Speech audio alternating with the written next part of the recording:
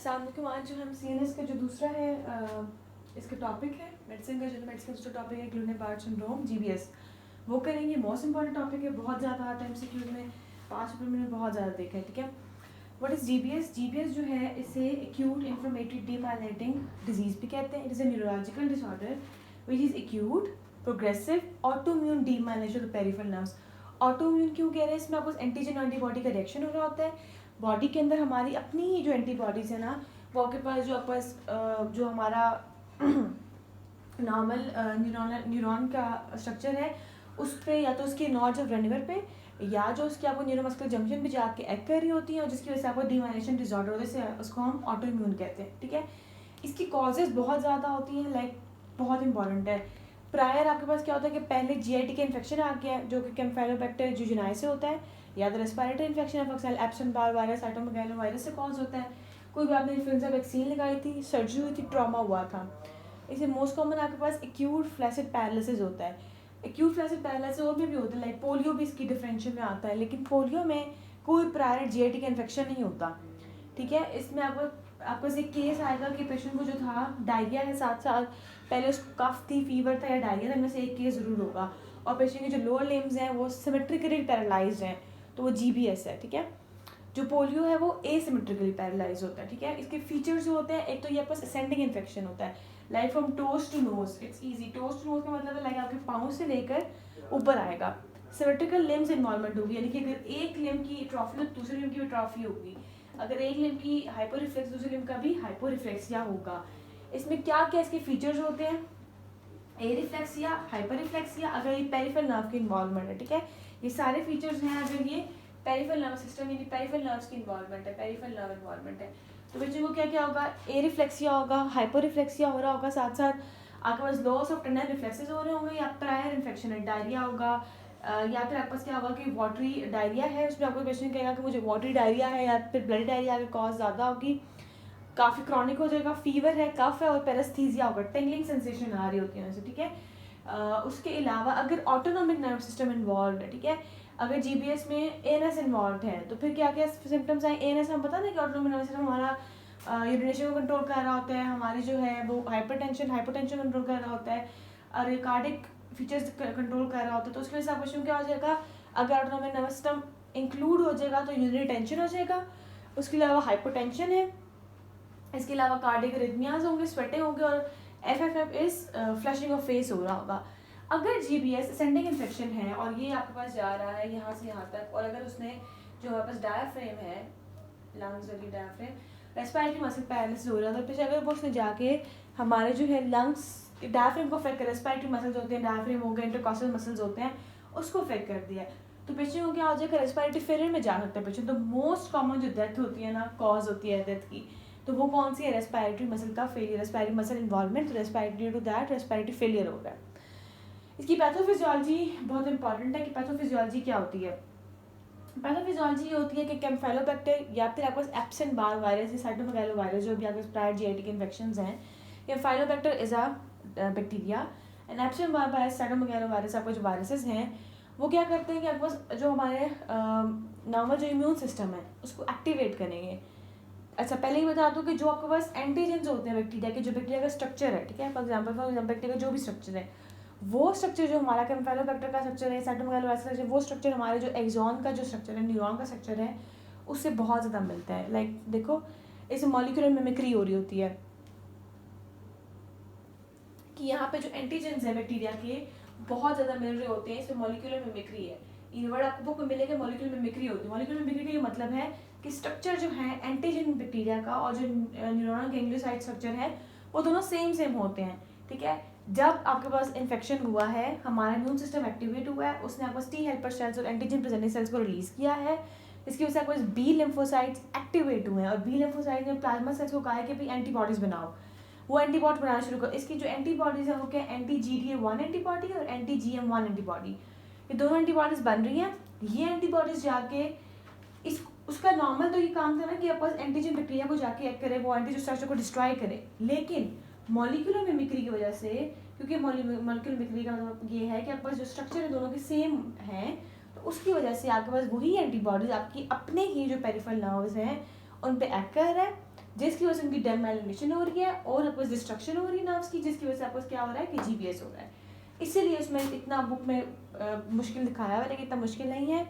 वही जो activation immune cells की हुई है, टीएचएस सेल्स और एंटीजन प्रेजेंटिंग सेल्स ने कहा, बी लिम्फोसाइट्स को कहा कि प्लाज्मा सेल्स एंटीबॉडीज प्रोड्यूस करें, ब्लड में गई एंटीबॉडीज। नॉर्मली अगर हमारे पास अगर ये स्ट्रक्चर मिमिक्री ना होती तो फिर आपको सिर्फ एंटीजन बैक्टीरिया पैक करते तो फिर आपके पास डीमाइलेशन ना होती, डीमाइलेशन डिजीज तो भी जीबीएस ना होता। डीमाइलेशन डिजीज तब है क्योंकि स्ट्रक्चर बहुत ऐसे मॉलिक्यूलर मिमिक्री की वजह से उन एंटीबॉडीज को तो नहीं पता ना कि हमने कहाँ जाके करना है, उनके लिए ये एंटीबॉडीज भी वही हैं, उनके लिए ये एंटीबॉडीज भी वही हैं, तो वो दोनों एंटीबॉडीज पैक कर रहे हैं। तो जब एंटीबॉडी दोनों डिस्ट्रॉय है तो फिर क्या होगा, डिस्ट्रक्शन हो रही है, और वही एंटीबॉडी डिस्ट्रक्शन की वजह से हमारी डीमाइलेशन हो रही है नर्व्स की, हमारे एक्सॉन की जो या जो आपके पास एंटी जी बी एंटीबॉडीज है वो कहाँ एक्ट कर रही है, नॉर्थ ऑफ लिवर पे, और एंटी जी एम एंटीबॉडी आपको एक्ट कर रही है कहाँ पे, एक्सॉन न्यूरोमस्कुलर जंक्शन पे, सॉरी ये एंटी जी एम वन और एंटी जी जो जी डी होती है वो नॉर्थ ऑफ लिवर पे एक्ट कर रही है, ठीक है। जब वो डीमाइलेशन हो तो कंडक्शन पॉसिबल ही नहीं हो रही, नर्व कंडक्शन पॉसिबल ही नहीं हो रही। इसकी हम डायग्नोसिस जो होती है समझ आ गई होगी, पता तो। अच्छा, इसके बाद जो हम डायग्नोसिस करते हैं तो डायग्नोसिस हम क्या करते हैं, EMG stands for electromyography. Electromyography करवाते हैं। Nerve conduction test, nerve conduction test में हमें ये मिलता है कि जो आपको एफ वेव्स डिले होती है, ठीक है, वो मिलती है। CSF एनालिसिस होता है। CSF एनालिसिस हम ये करते हैं कि लंबर पंचर कर आके हम देखते हैं एल्ब्यूमिनो साइटोलॉजिकल डिसोसिएशन है। एल्ब्यूमिनो साइटोलॉजिकल डिसऑर्डर का मतलब ये है कि जो प्रोटीन होंगी वो इंक्रीज हुई होंगी, ठीक है। उसके बाद हम क्या करवाते हैं, डायग्नोसिस हम इससे करवा सकते हैं, CSF एनालिसिस करवा सकते हैं। ये 3 टेस्ट ही होते हैं इसमें। जो सेल्स होंगे वो इंक्रीज नहीं होंगे, CSF प्रोटीन ज़्यादा होंगे, ठीक है। इससे पहले आपको इस डायग्नोसिस से पहले मैं ये बता दूं कि इसको आपने याद रखना है 5A से।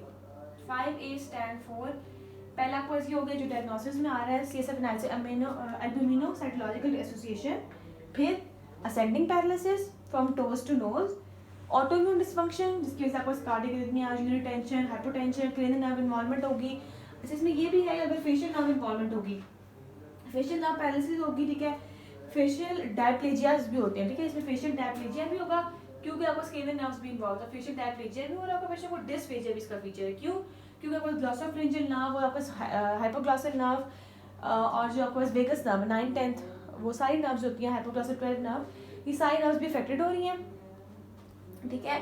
10th, 11th, 12th nerves involve, इसकी वजह से पेशेंट को फेशियल डायप्लेजियाज भी होंगे।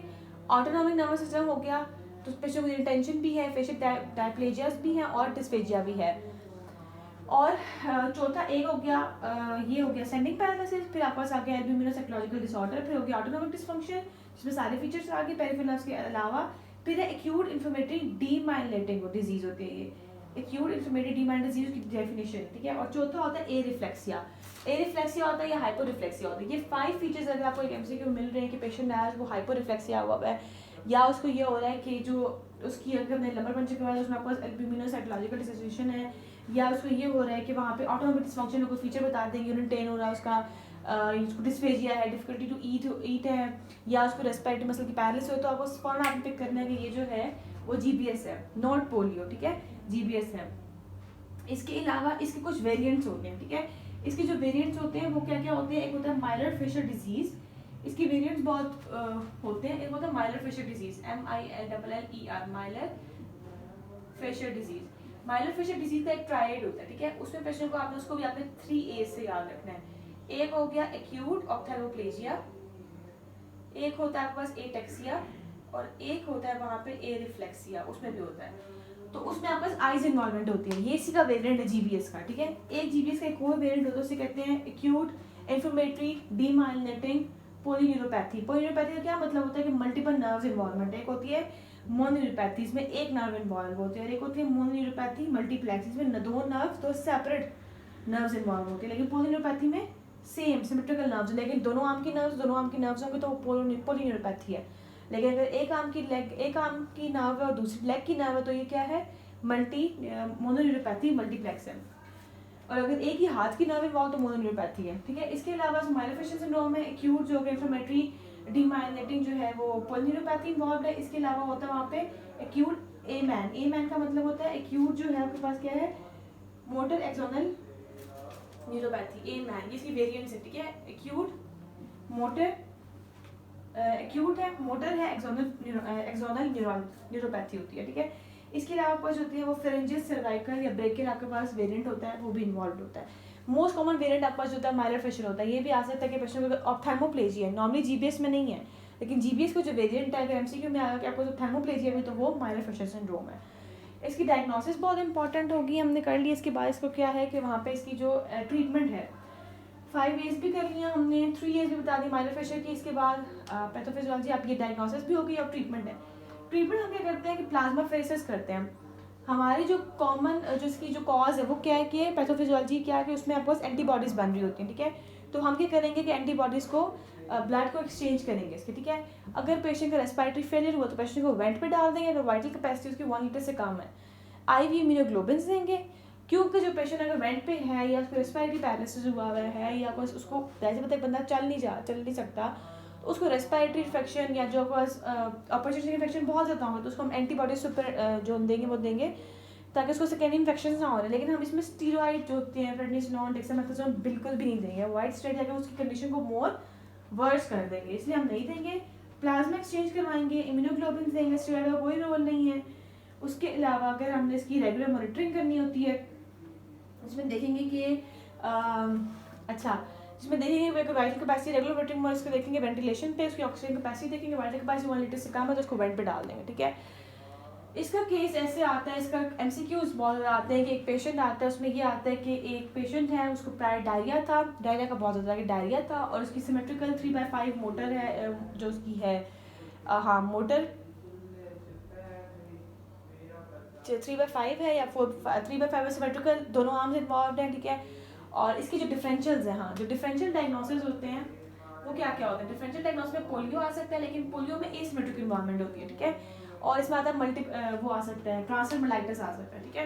लेकिन जो पोलियो होता है उसमें याद रखना है कि वो एसिमेट्रिक इन्वॉल्वमेंट है। तो MCQ ये आएगा कि पेशेंट उसको है डायरिया है, प्रायर डायरिया था, कम्स आया उसको आपके पास आया है कि इसका 3/5 मोटर पावर है, उसकी पावर है जो 3/5 है, सिमेट्रिकल इन्वॉल्वमेंट है, ये कहेंगे दोनों आर्म्स इन्वॉल्व है। और उसके बाद उसको यूनिट रिटेंशन ये कह सकते हैं, आपको कह सकते हैं कि उसको जो है वो डिस्फेजिया हो रहा है, तो आपने उसको GBS करना है, ठीक है।